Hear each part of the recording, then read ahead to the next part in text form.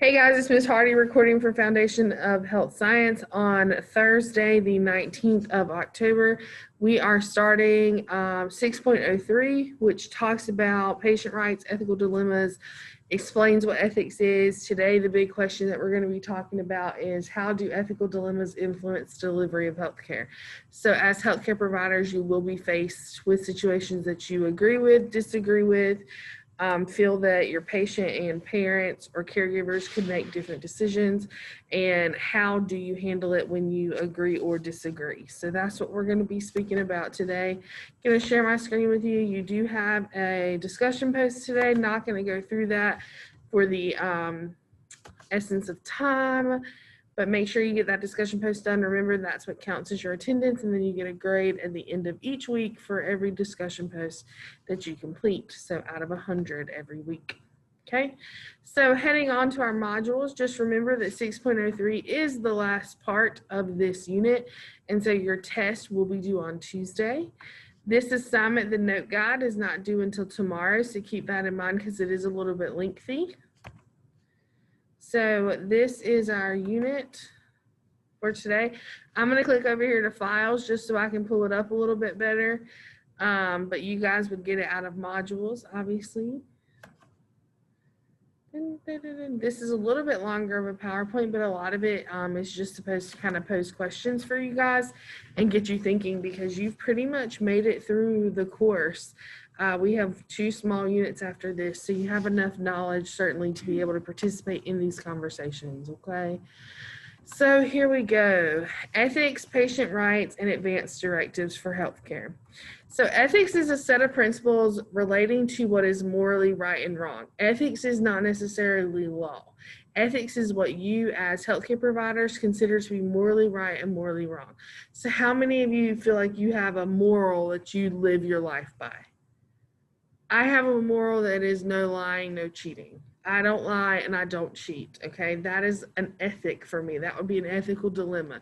If I knew that a student or a teacher had even lied, it would be a problem for me. Does anybody know another word for dilemma? Issue, okay? If you have an issue with someone, you could replace that with dilemma. Well, I have a dilemma with Miss Jones because we both want to use the library at the same time. Okay, so we're putting those 2 words together. Ethics enable a healthcare provider to make decisions based on what is right, and of course your conduct, which is your behavior, keeping it good and professional.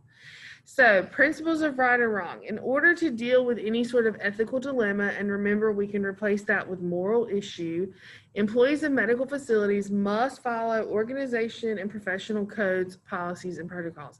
Because remember, what you consider right and wrong may not be what your patients consider to be right and wrong. You may agree with blood transfusions and they may not. You may agree with organ donation and they may not. And you as the healthcare provider have to respect their decisions. You can educate them, but you cannot force them.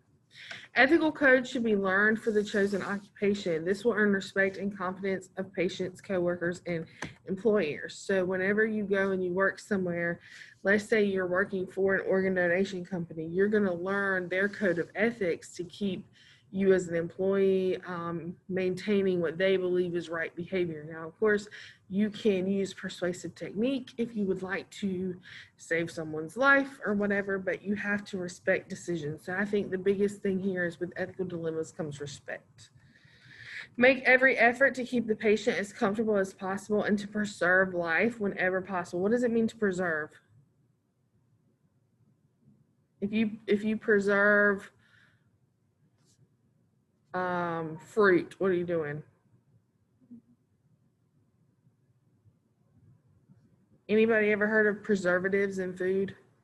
Okay, preservatives in food make it last longer. Okay, so what we mean here is we want to have people live as long as possible. Okay, we're not going to encourage someone to do something that would end their life any sooner. Okay, put the saving of life and the promotion of health above all else. That is our job. Okay, is to treat our patients and prolong their life. Respect the patient's choice to die peacefully and with dignity when all options have been discussed. What is it called when the patient is 6 months or less from death and they go into this program? Do you guys remember? We studied it in healthcare systems. Hospice, okay? So this is kind of what it's talking about here, being able to die with dignity. Some people are going to choose not to have treatment if they have cancer or if they have a life-threatening terminal illness, okay? So they want to die with dignity, and they get that right. Dignity means dying by your terms, okay? If you don't want to die in pain, then we're going to give you pain medicine so that you die with dignity, okay? And making sure that your patient and family have been made aware of their options determined by advanced directives, which we're going to talk about. So hold your questions for that. Treat all patients equally, okay, regardless of race, religion, social, or economic status. What does that mean, social or economic status? I don't care if you make $5 million a year or if you don't have $5 to your name. I'm going to treat you the same way. I don't care if you come in carrying a Prada handbag and a Gucci belt, or if you come in with all you own is the clothes off your back and they are filthy. You treat your patients the same way, okay? So that's what we're talking about when it comes to social or economic status, okay? Sex or nationality. Prejudice or discrimination does not have a place in healthcare. I don't care if you are treating someone who is pansexual, bisexual, transgender, they think they're a cat, they walk around in a diaper and drink from a baby bottle, whatever. You have to treat your patients with dignity and respect no matter what, okay? Provide the care for individual to the best of your ability. I'm sorry, that's cut off. Maintain a competent level of skill consistent with your particular occupation. What does it mean to be competent? Taking it way back.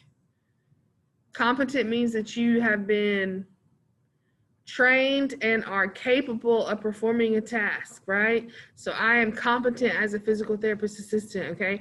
What am I not competent as? A doctor. You got it. Stay informed and up to date and pursue continuing education. Are all healthcare providers usually required to get continuing education? Yes. Yes. We always learn. We always learn. We never stop. Oh, look. I didn't even know that picture was up there. Boom. Okay. Maintaining confidentiality. What is that code that we follow, the law? Hippopotamus? HIPAA. Thank you so much. Does it have 2 P's or 2 A's? Thank you so much. Gossiping about a patient is ethically wrong. Okay, that does not mean that you cannot go and seek advice from a coworker. You can keep confidentiality and still ask for advice. Hey, Susan, I've got this patient. They're morbidly obese. They want to get up and take a shower. I'm really nervous about getting them up. I think they're around 420 pounds. Do we have any equipment here that would help me get this person up? So you have told them what you need to tell them. You got a patient who's really big and you're nervous about getting them up, but you've maintained that moral code that you're not gossiping about this patient, you're seeking advice, okay? Refrain from immoral, unethical, and illegal practices. If you observe others taking part in illegal actions, they should be reported, okay? Here's what I'm going to tell you, okay? Let's say you and your best friend work at the same place. You and your best friend went out last night, okay? And you and your best friend enjoyed some adult beverages because you're 26 and you've been working as a nurse for 6 years together because y'all graduated early because Miss Hardy helped you, okay? And you went home and you went to bed after one adult beverage, okay, and your friend stayed out till 2 a.m. and she comes into work and she looks a mess and she smells like alcohol and you think that she is still under the influence. What do? You report it. Why do you report it? That's your best friend. Why do you report it? She's under the influence. She could kill someone. She could make a mistake. She would not necessarily hold a gun to someone's head and pull the trigger, but she could kill someone, okay? And even your best friend knew better, right? She knew that that was not allowed. So that's when we're talking about ethical dilemmas, okay? Ethical dilemmas is not necessarily, obviously that's breaking the law. She shouldn't be under the influence, but that's your best friend. So you have to make the decisions about what we do, okay? Moving on. Show loyalty to patients, coworkers, and employers. Avoid negative statements and always express a positive attitude. Are we going to have bad days as healthcare providers? Absolutely, but does your patient need to know it? Have you ever seen Miss Hardy have a bad day? You wouldn't know it because I'm here and I'm here to support you. If you're my patient, then I'm going to provide the best care to you, right? Okay. Be sincere, honest, and caring. Treat others as you would want to be treated. So I like to pretend, I'm not sure what's going on out there. I like to pretend that my patients are my family members no matter what, okay? Good morning. Good morning. interrupt for just a minute? Sure, I'm gonna pause the